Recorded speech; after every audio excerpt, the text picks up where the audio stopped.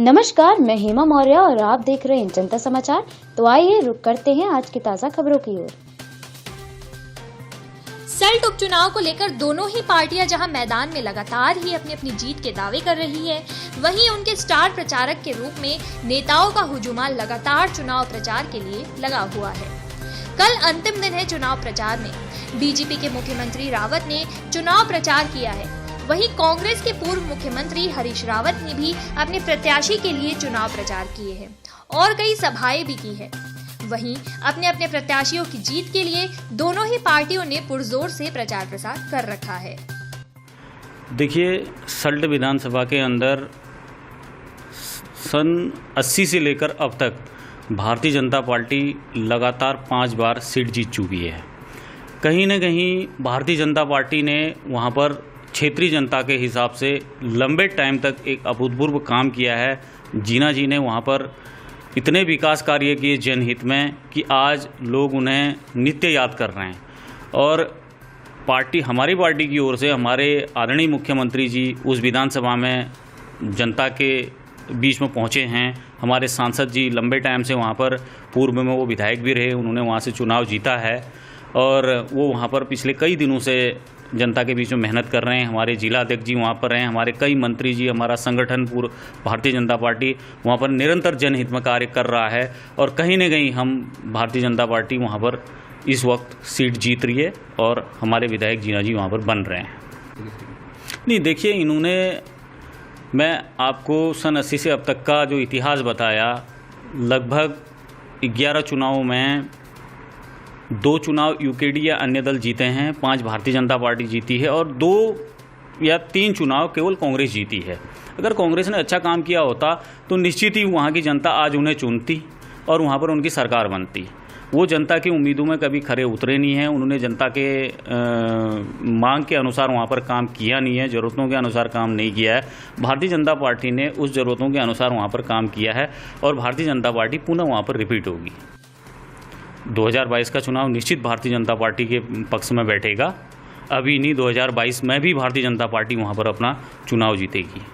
देखिए, मैंने सल्ट में देखा कि महिलाओं का रुझान ज़्यादा गंगा पंचोली की तरफ है।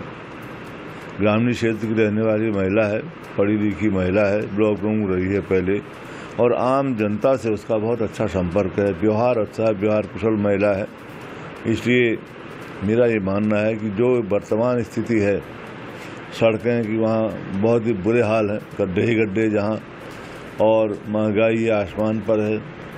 पर्वतीय क्षेत्रों में, दूर क्षेत्रों में इसका बहुत बुरा असर पड़ा हुआ है। ट्रांसपोर्टेशन महंगा है, आना जाना लोगों का बहुत कठिन है। तो ये सारी परिस्थितियाँ जो हैं वो मुझे लग रहा कांग्रेस के पक्ष में आएंगी। और कैंडिडेट का जहाँ विषय, दोनों कैंडिडेटों में अगर तुलना करें, गंगा पंचोली निश्चित रूप से बहुत भारी है, ऐसा मेरा मानना है। क्योंकि लोगों से हमने पूछा है कैंडिडेटों के बारे में भी, तो गंगा पंचोली के बारे में लोगों का बहुत अच्छा तर्क रहा है और मुझे विश्वास है कि वहाँ पर कांग्रेस की जीत होगी और विकास की जीत होगी। और हरीश रावत जी आज पहुँचे हैं वहाँ, निश्चित रूप से उसका भी बड़ा अच्छा संदेश जाएगा। और कांग्रेस के लोग सभी तन और मन से वहाँ लगे हुए हैं, जुझारू तरह से काम कर रहे हैं। हमारी युवा शक्ति भी लगी है, हमारी महिला शक्ति भी लगी है, सेंट्रल संगठन भी लगे हैं, हमारे वरिष्ठ कांग्रेस जन भी गए हुए हैं। हरीश रावत जी भी आज पहुँचे हैं, तो बहुत अच्छा संदेश जाएगा और मुझे विश्वास है गंगा पंचोली चुनाव को जीतेंगे। देखिए, कांग्रेस में भाजपा को हराने के लिए कोई गुटबाजी नहीं है, क्योंकि जनता इस समय कांग्रेस की ओर देख रही है और 2022 में निश्चित रूप से सरकार कांग्रेस की बनेगी। और सल्ट उपचुनाव भी ये सिद्ध कर देगा कि कांग्रेस निश्चित रूप से दौड़ में आगे है, उसका प्रभाव 2022 के चुनाव में पड़ेगा। और 2022 के चुनाव में जो पुराने वायदे भारतीय जनता पार्टी ने किए और वायदों के आधार पर मोदी लहर में इतना बड़ा बहुमत प्राप्त किया, आज जनता आपको ठगा महसूस कर रही है। आज महंगाई आसमान पर है और बेरोजगार सड़कों में घूम रहे हैं, फैक्ट्रियां बंद हो रही हैं, नहीं कोई योजना नहीं, नहीं कोई फैक्ट्री नहीं, नया कोई कार्य नहीं है, सड़कों के हाथ बदतर है। ये सारी चीज़ें एक बहुत बड़ा संदेश जनता के लिए दे रही हैं कि 2022 में कांग्रेस सरकार आएगी।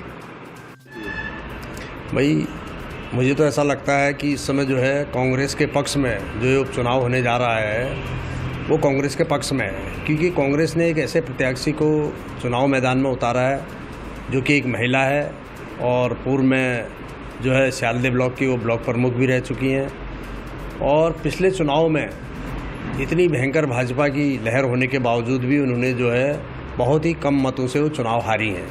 तो इसीलिए कांग्रेस हाईकमान ने दोबारा जो है उनको चुनाव मैदान में उतारा है।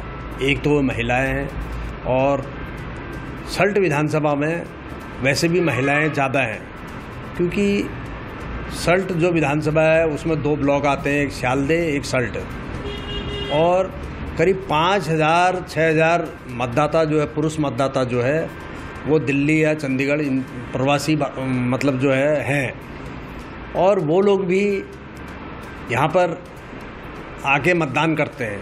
हरीश रावत भी पहुंचे वहाँ पे, क्या लगता है जोश भरा जाएगा पार्टी कार्यकर्ताओं में और पक्ष मजबूत होगा कांग्रेस? भाई हमारे पूर्व मुख्यमंत्री आदरणीय श्री हरीश रावत जी आज जो है सल्ट में जो कि जिनको कि कोरोना की वजह से जो एम्स में भर्ती थे तो अब वो ठीक होकर यहाँ पर पहुँच चुके हैं और आज जो उनका धुआंधार 3 जनसभाएँ सल्ट विधानसभा में होनी है, तो निश्चित ही लोगों की एक मांग थी कि हरीश रावत जी यहाँ पर आएँ, क्योंकि वो उनका गृह जनपद भी है और यहाँ पर आके श्रीमती गंगा पंचोली जी के पक्ष में जो है चुनाव प्रचार करें, जिससे कि उनको विजयश्री हासिल हो सके।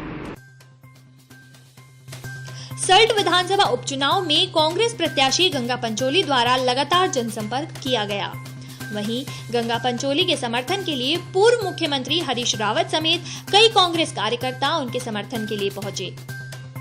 वहीं गंगा पंचोली ने कहा कि गांव के नौनिहाल बिना शिक्षक के विद्यालय जाने को मजबूर है, बिना डॉक्टर और उपकरणों के अस्पताल में मरीज दम तोड़ने को मजबूर है।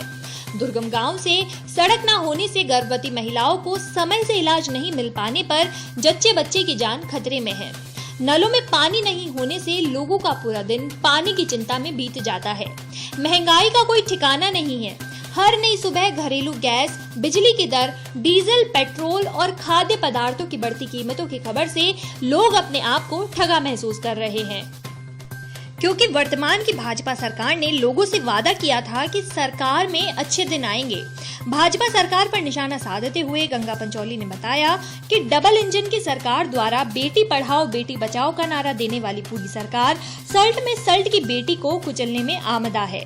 गंगा पंचोली ने कहा कि वो यहाँ की कठिनाइयों में ही पली बड़ी हुई है और अपने क्षेत्र के लोगों के दुख सुख में सदा समर्पित रहेगी। वहीं सल्ट के विकास के लिए हमेशा तत्पर रहेगी। लालकुआ में जब ये एनएच का कार्य प्रारंभ हुआ तो उस समय कई संशय थे, तो पहला संशय तो ये दूर हुआ कि एनएच वाले वर्तमान में जितनी रोड लालकुआ के बीच में उपलब्ध है उसी के बीच में एनएच को मान लेंगे। इससे बाजार का जो भय था वो दूर हुआ। दूसरा एक विकल्प रखा गया था कि जैसे ओवर ब्रिज बना करके 2 लेन की सड़कें बनती हैं सड़कों के बीच में, बाजार के बीच में, लेकिन जब उसका तकनीकी परीक्षण कराया गया तो वो बनना संभव नहीं था। उसके बाद 4 लेन का एक एनएच बने, इसकी कार्रवाई हुई, लेकिन वो वन भूमि की अधिकता के कारण व्यावहारिक नहीं हुआ और रद्द हो गया। अभी मैंने माननीय मुख्यमंत्री जी से पिछले टाइम में फिर पुनः घोषणा कराई है कि 2 लेन का 2 लेन का एक राष्ट्रीय राजमार्ग या प्रांतीय राजमार्ग जो भी उसको कहेंगे उसको लालकुआ के लिए बनाया जाए और संभवतः उस पर कार्रवाई जो है निर्देश सरकार से प्राप्त हो गया है, शीघ्र उस पर कार्रवाई होगी, क्योंकि उसमें वन भूमि 4 लेन के बजाय आधी से कम जाएगी, इसलिए उसको आसानी से हम पास करा सकेंगे और लालकुआ वालों को भविष्य में लाभ मिलेगा, ऐसा मेरा मानना है। ट्रांसफर की कवायद शुरू हुई है या अभी मैं, चूँकि यहाँ का जिला प्रशासन लगातार कोविड और क्वारंटाइन है, जैसे ही ये लोग बाहर आते हैं इससे तो मैं इनकी बैठक करा करके इस विषय की कार्रवाई को आगे बढ़ाऊंगा। क्षेत्रीय विधायक नवीन दुमका ने जानकारी देते हुए बताया कि लालकुआ वासियों को 2 लेन का बाईपास दिए जाने की कवायद चल रही है। उन्होंने कहा है कि नेशनल हाईवे चौड़ीकरण के दौरान लालकुआ वासियों को डर था कि हाईवे में उनकी मकान या दुकान चली जाएगी, मगर यह संशय खत्म हुआ है और लालकुआ मौजूदा समय में यथावत रहेगा।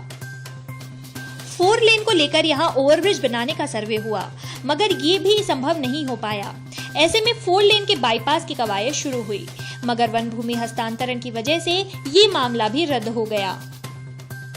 उन्होंने मुख्यमंत्री से घोषणा करवाई है कि लाल कुएं में 4 लेन का ना सही 2 लेन का नेशनल हाईवे या स्टेट हाईवे बाईपास बनाया जाए, जिसमें वन भूमि भी बहुत अधिक नहीं जाएगी और लाल कुआं वासियों को बाईपास का लाभ भी मिल जाएगा। उन्होंने कहा कि कोविड-19 के चलते जिला प्रशासन के अधिकांश अधिकारी आइसोलेट हैं। जल्द ही हालात सामान्य होने पर बैठक करके अग्रिम कार्रवाई अमल में लाई जाएगी। अधिक जानकारी के लिए देखते रहें जनता समाचार। अगर आप हमारे न्यूज चैनल को सोशल मीडिया के फेसबुक पेज पर देख रहे हैं तो इसे लाइक करें, और अगर यूट्यूब चैनल पर देख रहे हैं तो आज ही हमारा चैनल सब्सक्राइब करें, वो बेल आइकन दबाएं। धन्यवाद।